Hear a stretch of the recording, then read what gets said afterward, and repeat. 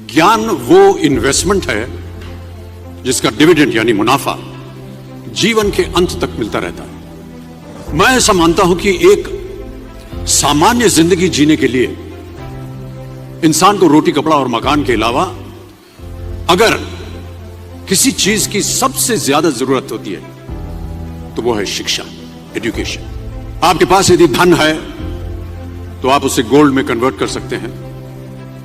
धन हो या सोना, दोनों के कम होने का या खो जाने का डर हो सकता है, पर यही धन को अगर हम नॉलेज में कन्वर्ट करते हैं तो वो कभी कम नहीं होगा और ना ही उसकी चोरी हो सकती है। देखिए, जीवन में मुझे बहुत सी बातों ने प्रभावित किया है। मेरे ये अनुभव सुनने में शायद साधारण लगे, पर इनमें छिपा सार असाधारण है, अनमोल है। यदि मैं आपसे पूछूं कि सबसे शक्तिशाली व्यक्ति कौन है, सबसे शक्तिशाली व्यक्ति कौन है, तो कोई कहेगा कि जिसके पास पावर है, वेपन्स हैं, शस्त्र है, धन है, किसी देश का राजा या किसी सल्तनत का वारिस है।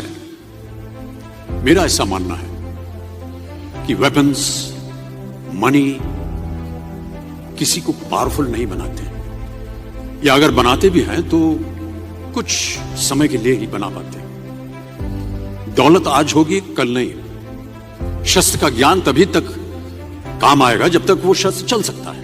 Once it is used, it becomes obsolete. पर शास्त्र का ज्ञान कभी नहीं रुकता। Knowledge can never be obsolete.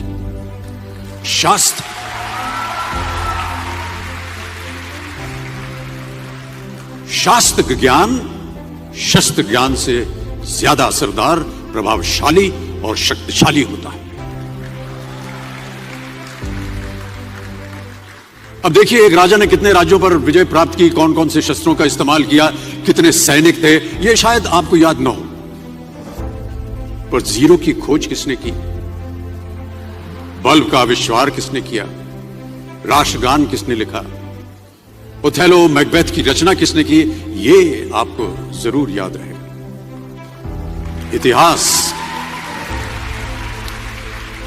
इतिहास गवाह है कि एक राजा अपनी शक्ति के बल पर केवल वहीं तक पूजा जाता है जहां तक उसका साम्राज्य फैला होता है।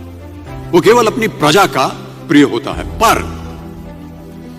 अपने ज्ञान की कीर्ति फैलाने वाले Albert Einstein, William Shakespeare, Rabindranath Tagore सिर्फ अपनी जन्मभूमि में ही नहीं बल्कि पूरे विश्व में पूजे जाते हैं। संपूर्ण मानव जाति के लिए वो प्रेरणा स्रोत बनते हैं। ज्ञान का धनी व्यक्ति हमेशा ही सम्मान और आदर योग्य होता है, क्योंकि ज्ञान वो कवच है, वो शील्ड है जो आपके जीवन में आने वाली कठिनाइयों से आपकी रक्षा करेगा। फिर किसी भी शस्त्र की आपको आवश्यकता नहीं होगी। दो चीजें इंसान यदि अपने जीवन में एक बार सीख लेता है तो वो उसे कभी भूलता नहीं। एक है तैरना, स्विमिंग, दूसरा है साइकिल चलाना। सालों बाद भी अगर आप इन क्रियाओं को करेंगे तो कभी भी इस बात की चिंता नहीं होगी कि आपको स्विमिंग करना या साइकिल चलाना याद है कि नहीं है। You will confidently do it. काश कि हम पढ़ाई भी इसी नजरिए के साथ करें, that when you will chase knowledge, numbers will always follow.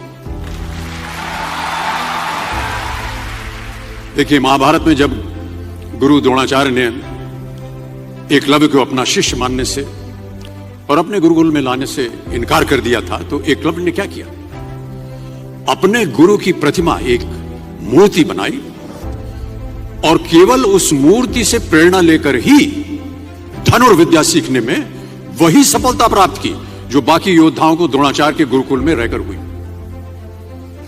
उस प्रतिमा के रूप में एकलव्य को हमेशा अपने गुरु के पास रहने का एहसास था, और जब गुरु साथ में हो तो सफलता हासिल करने से आपको कोई भी नहीं रोक सकता है।